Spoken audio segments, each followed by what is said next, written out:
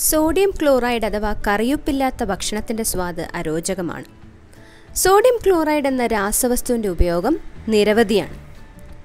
എല്ലാത്തരം ഇൻട്രാവീനസ് ആയിട്ടുള്ള ഇഞ്ചെക്ഷൻസും sodium chloride മീഡിയത്തിലാണ് നൽകുന്നത്. മഞ്ഞുപാളികളെ നീക്കം ചെയ്യുന്നതിനായും സോഡിയം ക്ലോറൈഡ് ഉപയോഗിക്കുന്നതാണ്. ഇന്നത്തെ class formula of A compound and number of voids filled.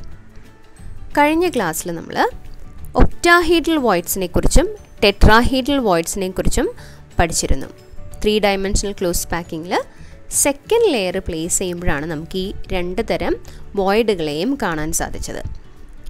ഇന്ന് നമ്മൾ പഠിക്കാൻ പോകുന്നത് ഈ വോയിഡുകളുടെ എണ്ണം ഒരു ക്ലോസ് പാക്കിങ്ങിൽ എത്രയായിരിക്കും, കൂടാതെ ഒരു അയണിക് കോമ്പൗണ്ടിൻ്റെ ഫോർമുല ഈ വിവരങ്ങളിൽ നിന്ന് നമുക്ക് എങ്ങനെ കണ്ടുപിടിക്കാൻ സാധിക്കുമെന്നുമാണ് നമ്മൾ ഈ ക്ലാസ്സിൽ ഡിസ്കസ് ചെയ്യാൻ പോകുന്നത്.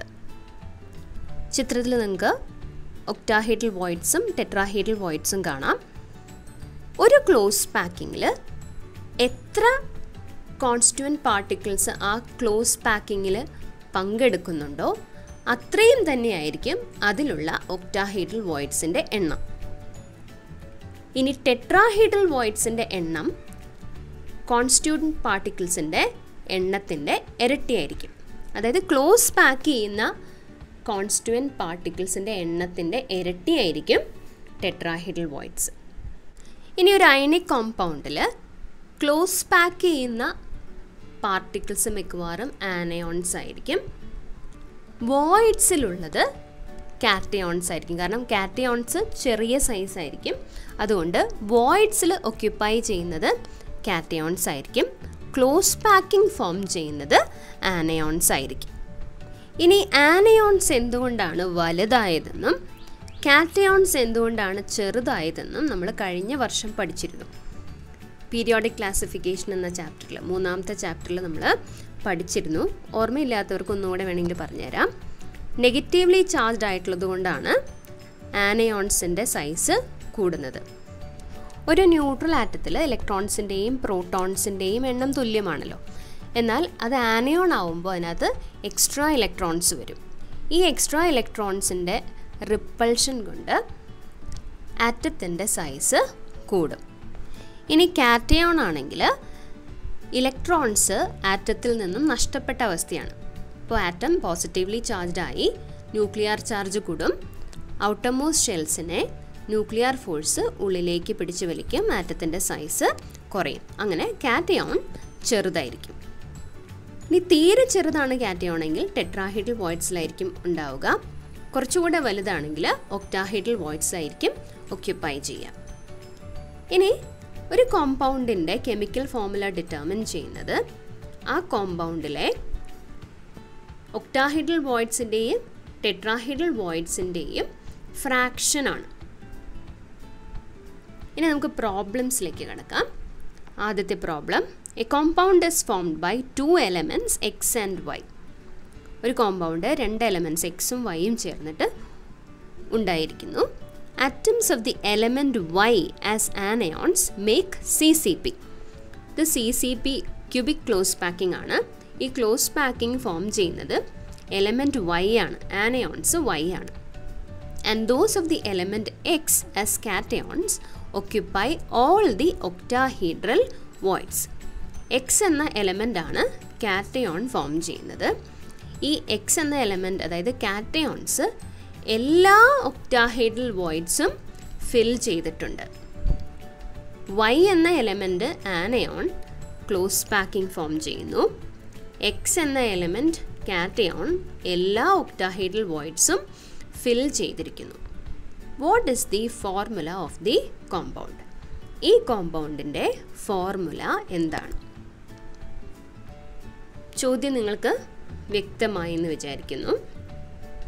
ക്ലോസ് പാക്ക് ചെയ്യുന്ന എലമെൻറ്റ് വൈയുടെ എണ്ണം n ആയിട്ട് നമുക്കെടുക്കാം. n ആണെങ്കിൽ ഇതിലുള്ള ഒക്ടാഹീഡ്രൽ വോയിഡുകളുടെ എണ്ണം എത്രയാണ്? n തന്നെയാണ്. അതേ എണ്ണം തന്നെയാണ് ഒക്ടാഹീഡ്രൽ വോയിഡ്സ്. അപ്പോൾ അത് n തന്നെയായിരിക്കും. ഇനി കാറ്റയോൺസ് എല്ലാ ഒക്ടാഹീഡ്രൽ വോയിഡ്സും ഒക്യുപ്പൈ ചെയ്തിട്ടുണ്ടെന്ന് പറഞ്ഞിരിക്കുന്നു.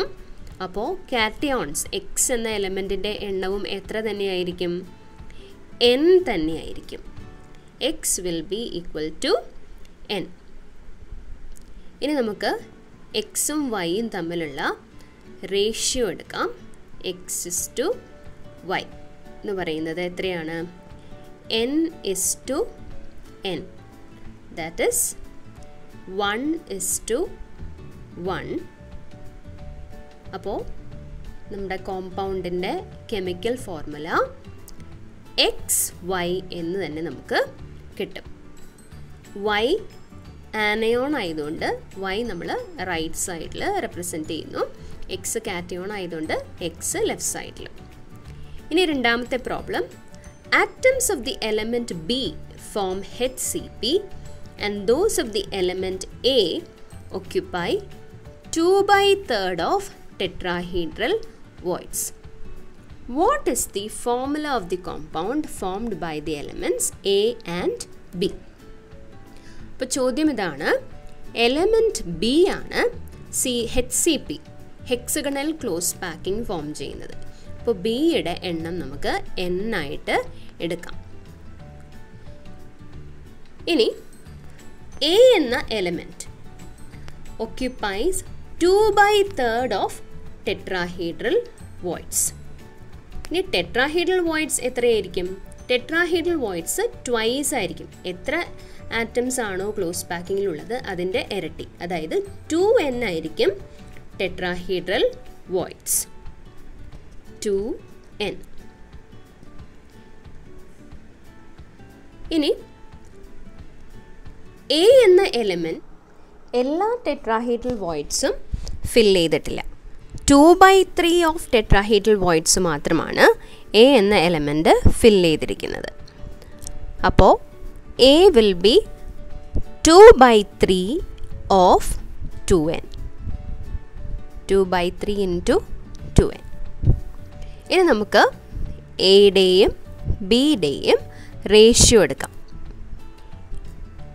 A/B. A/B എന്ന് എഴുതുന്നത് B ആനയോൺ ആയതുകൊണ്ടാണ് B നമ്മൾ റൈറ്റ് സൈഡിൽ റെപ്രസെൻറ്റ് ചെയ്യുന്നത്. 2/3 into 2n is to n.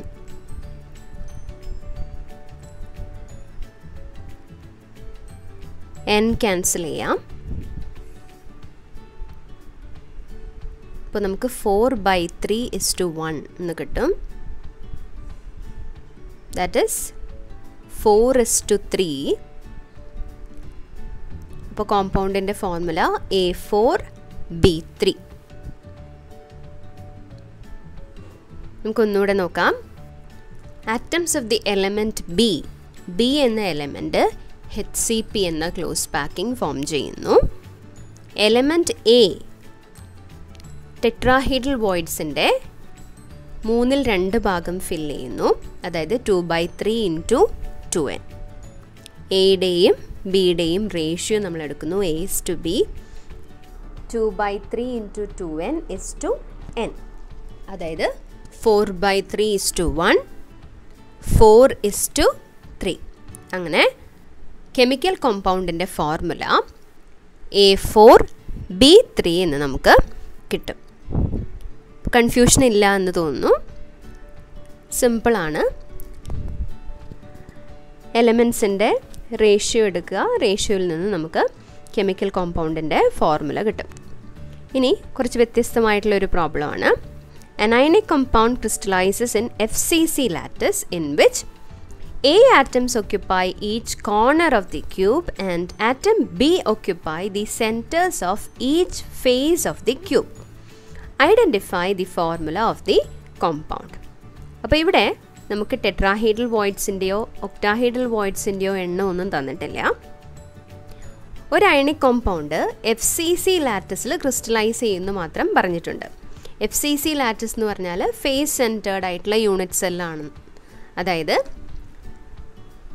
കോർണേഴ്സിൽ atoms ഉണ്ടാവും, കൂടാതെ ഫേസ് സെൻറ്റേഴ്സിലും ആറ്റംസ് ഉണ്ടാവും.